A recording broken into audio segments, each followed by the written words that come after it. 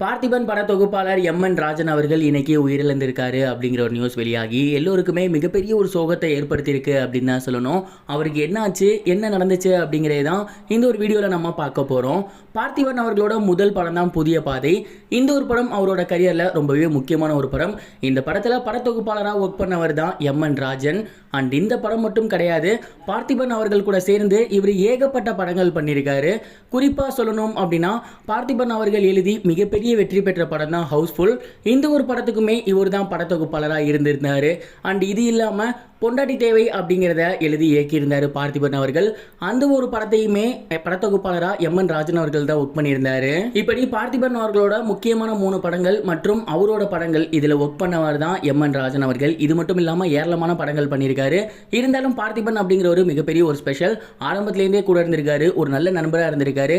அதை தாண்டி ஹவுஸ்ஃபுல் அப்படிங்கிற படத்துக்காக படத்தொகுப்பாளருக்கு நேஷனல் அவார்ட்லாம் அவர் வாங்கியிருந்தார். அந்த அளவுக்கு பார்த்திபனும் அவரும் மிக க்ளோஸான ஒரு நபராக தான் இருந்திருக்காங்க. கடந்த சில நாட்களாக எம்.என். ராஜன் அவர்களுக்கு உடல்நிலை சரியில்லாமல் இருந்திருக்கு. அதற்கு சிகிச்சை எடுத்து வந்திருக்காரு. இந்த ஒரு நிலையில் உடல்நிலை சரியில்லாமல் அவர் இறந்து போயிருக்காரு. அவரோட உடல் சென்னையில் இருக்க அவரோட வீட்டில் வைக்கப்பட்டிருக்கு. அவர் இறந்துட்டாரு அப்படிங்கிறது தெரிஞ்ச உடனேயே பார்த்திபன் அவர்கள் நேராக அவரோட வீட்டுக்கு சென்று அவருக்கு மாலை அணிவிச்சு தன்னோட அஞ்சலியை செலுத்தியிருக்காரு. மேலும் அவரை பற்றி ரொம்பவே எமோஷ்னலாக நிறைய விஷயங்கள் ஷேர் பண்ணியிருக்காரு.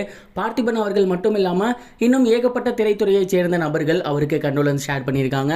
அண்ட் இந்த ஒரு நியூஸ் இப்போ ரொம்பவே வைரலாக போய்கிட்டு இருக்கு. இது ஒரு புறம் இருக்க சோசியல் மீடியாவில் பயங்கர வைரலாக போய்கிட்டு இருக்க இன்னொரு விஷயம் என்ன அப்படின்னா, தளபதி விஜய் அவர்களோட கடைசி படமான தளபதி 69 பற்றின அப்டேட் தான்.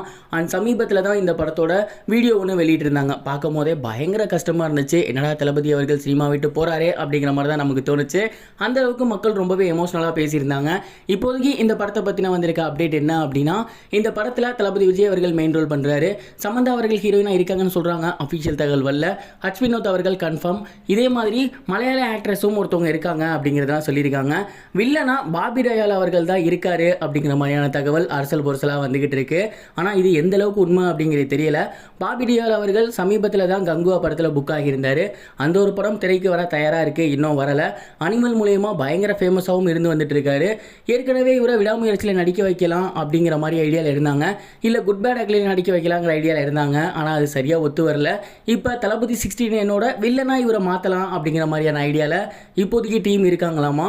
தளபதி அவர்களோட கடைசி படம் கொஞ்சம் பார்த்து பண்ணிவிடுங்க அப்படிங்கிற மாதிரி தான் ரசிகர்கள் எல்லாமே கேட்டுட்டு இருக்காங்க. நேற்றுக்கு அந்த ஒரு வீடியோவை பார்த்துட்டு ரொம்பவே எமோஷனல் ஆனவங்க நிறைய பேர் வந்து சோசியல் மீடியாவில் வந்து அவங்களோட எமோஷனலாக ஷேர் பண்ணாங்க. சினிமா விட்டு போகாதீங்கிற மாதிரிலாம் சொன்னாங்க. எது எப்படியோ தளபதியோட சினிமா பயணம் அப்படிங்கிறது கடைசி படமான 69ஓட முடியுது. இந்த ஒரு படம் மிகப்பெரிய வெற்றி அடையணும் அப்படின்னு நம்ம இப்போவே கடவுள்கிட்ட வேண்டிக்கலாம்.